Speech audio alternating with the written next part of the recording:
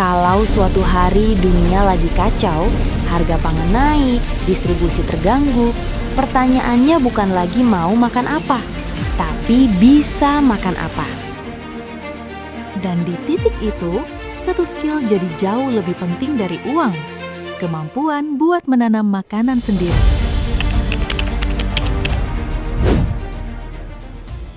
Kita terlalu bergantung sama sistem distribusi. Selama semuanya lancar, kita nggak sadar. Tapi begitu rantainya putus, yang kena dampaknya langsung ke dapur.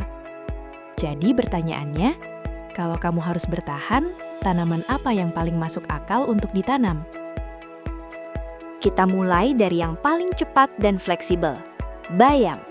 Tanaman ini bisa tumbuh di pot kecil, pekarangan sempit, bahkan polybag sederhana. Nggak butuh perawatan rumit dan relatif cepat dipanen, sekitar 3-4 minggu.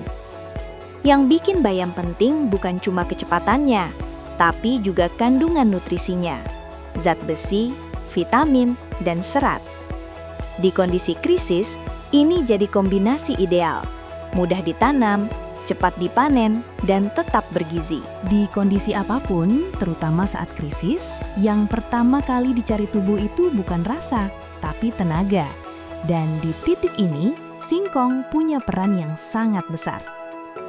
Singkong itu bukan tanaman manja, dia bisa tumbuh di tanah yang bahkan gak ideal, tanah kering, kurang subur, bahkan yang jarang disentuh perawatan intensif. Panas, dia tahan.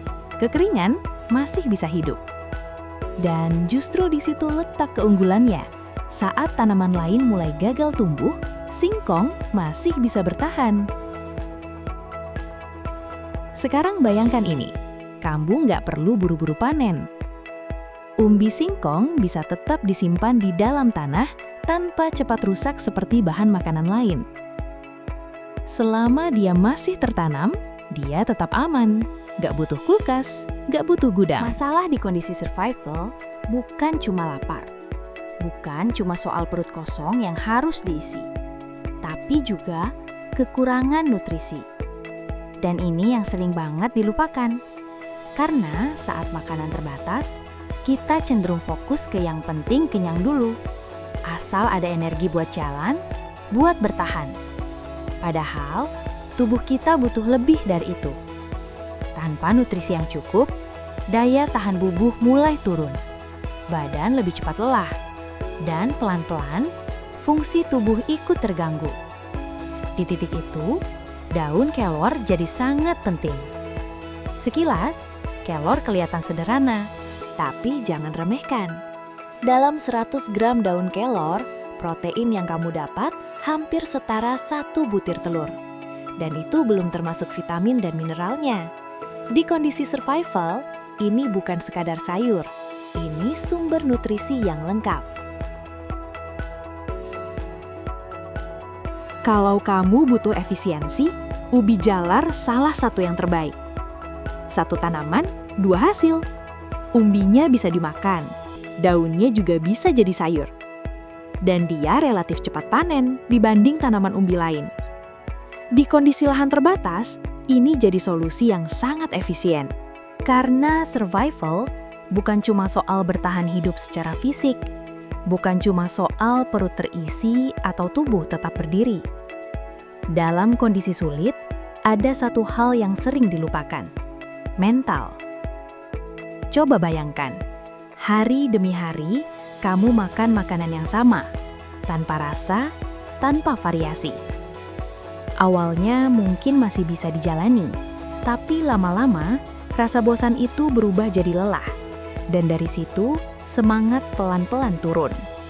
Padahal di kondisi survival, yang bikin kamu terus jalan justru mental itu sendiri. Dan disinilah, cabai punya peran yang sering diremehkan. Sekecil apapun bentuknya, dia bisa mengubah makanan paling sederhana jadi punya rasa. Sedikit pedas, sedikit nendang, cukup untuk bikin makanan terasa lebih hidup. Dan kadang, yang bikin kita bisa bertahan lebih lama bukan cuma karena kita punya makanan, tapi karena makanan itu masih punya rasa.